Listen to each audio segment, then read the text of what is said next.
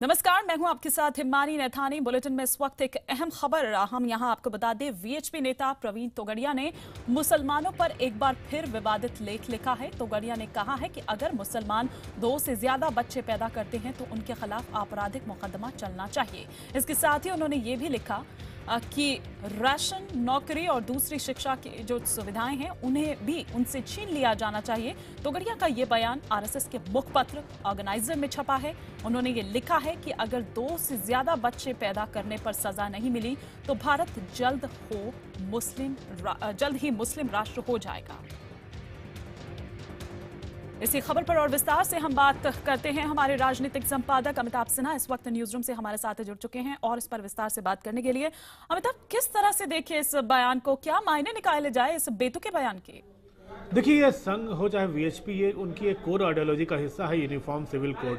और उस uniform civil code जिसे समान आचार संहिता कहते हैं, इस समान आचार संहिता को लगातार आज़ादी के बाद संघ लगातार भारत में लागू करने की मांग करता रहा, जिसके अंदर सभी धर्म, सभी जातियों को, सबको एक समान, एक तराजू में तौलने की बात कही जा रही है। और बार बार विश्व हिंदू परिषद यही सवाल उठाता रहा है कि अल्पसंख्यकों के लिए अलग मायने क्यों, सरकारों ने अलग अलग मापदंड क्यों तय कर रखे हैं। ऐसे में ऐसी हार्डलाइन का आना ये काफी झटके देता है और अचरज भी पैदा करता है, इसमें तो कोई दो राय नहीं है। लेकिन ये उनकी कोर आइडियोलॉजी का हिस्सा है। ये लगातार विश्व हिंदू परिषद यही सब बातें करती रही है और खासकर ये बयान तब आया है जब एनडीए की सरकार का 1 साल का कामकाज पूरा हो चुका है और सरकार के काम का लेखा जोखा संघ ले रहा है। ऐसे में संघ के मुखपत्र में ये छपना, ये सीधा सीधा संदेश देता है सरकार को कि संघ क्या चाहता है, विश्व हिंदू परिषद क्या चाहती है। एक तरह से एक संघ की कोर आइडियोलॉजी है यूनिफॉर्म सिविल कोड, उसको लागू करने के लिए सरकार को संकेत दिए जा रहे हैं। बिल्कुल, इसी पर हम और रिएक्शन यहां पर लेते हैं। हमारे साथ कांग्रेस की ओर से मीम अफजल हमारे साथ जुड़ चुके हैं। सर, आपकी पहली प्रतिक्रिया चाहूंगी, इस पर क्या कहेंगे आप? देखिए, प्रवीण तोगड़िया इस तरह की बातें करने के पुराने आदी हैं और खास तौर पर अब जब आरएसएस की मीटिंग सरकार के साथ हो रही है तो ये कोई हैरत की बात नहीं है। मैं तो समझता हूँ ये बयान उन्होंने हल्का दिया है, वो तो इससे भी ज्यादा जहर अफशानी करते रहते हैं, इससे भी ज्यादा खराब बयान देते रहते हैं। और मैं समझता हूँ पूरे भारत के अंदर 17 करोड़ मुसलमानों के ताल्लुक से जिस तरह का भय, जिस तरह की ये बातें प्रवीण तोगड़िया जी कर रहे हैं, वो कोई नई बात नहीं है। ना सरकार उनके खिलाफ कोई एक्शन लेती है, ना ही उनके ऊपर कोई पाबंदी आयद करती है। मैं ये समझता हूँ कि हमसे इसका जवाब मांगने की बजाय प्रधानमंत्री जो सबका साथ, सबका विकास की बात करते हैं और ये कहते हैं कि नफरत से ये देश आगे नहीं बढ़ेगा, उनको जवाब देना चाहिए और प्रवीण तोगड़िया को बताना चाहिए कि वो क्या सोचते हैं, मुसलमानों को किस चीजों पर पाबंदी लगानी चाहिए, उनके फंडामेंटल राइट्स किस किस सूरत में कैंसिल करने चाहिए, उनके जो सिविल राइट्स उनको किस तरह से खत्म किया जाना चाहिए, उनको दूसरे दर्जे का शहरी बनाने के लिए विश्व हिंदू परिषद जो कोशिश कर रही है उसमें मोदी जी का क्या योगदान हो सकता है। इसका जवाब यही वो चीजें हैं, आपको लगता है यही वो तमाम चीजें हैं और यही कारण है कि अभी हामिद अंसारी ने जो बात कही थी उसे भी हमें नहीं बोलना चाहिए, यही सब चीजें हैं जिस वजह से उन्होंने इस तरह की बात कही?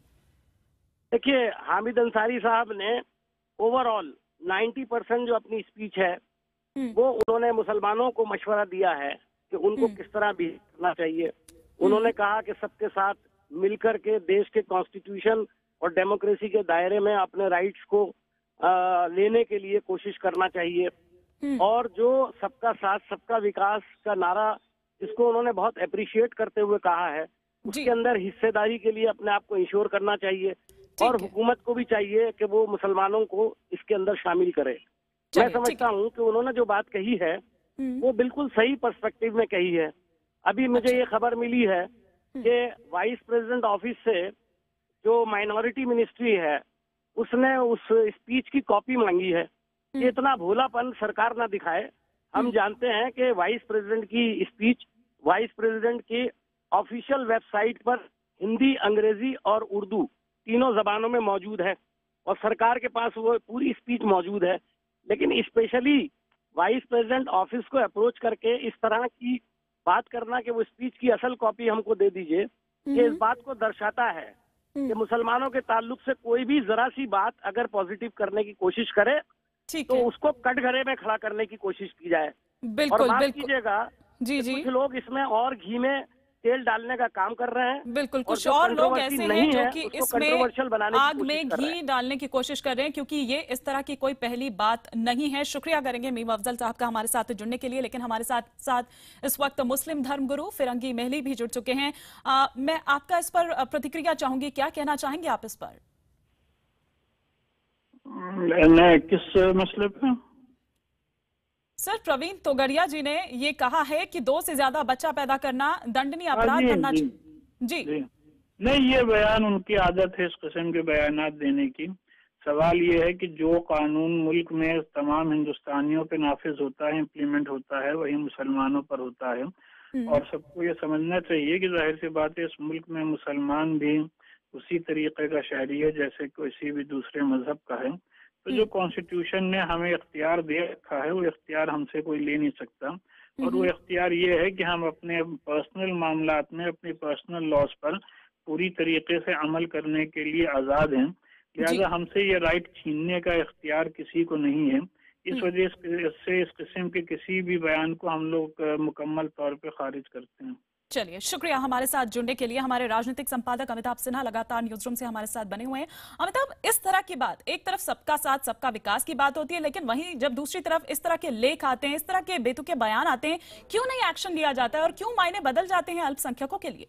देखिए, दो चीजें साफ है। विश्व हिंदू परिषद की कोर आइडियोलॉजी का हिस्सा है, मैंने पहले भी बताया है। ये विश्व हिंदू परिषद, आपको याद होगा जब अटल बिहारी वाजपेयी की सरकार थी तब भी धारा 370 हो, चाहे समान आचार संहिता हो, चाहे कॉमन सिविल कोड, ऐसे तमाम मुद्दों पर सरकार पर दबाव बनाता था, लेकिन अटल बिहारी वाजपेयी की सरकार नहीं मानी थी।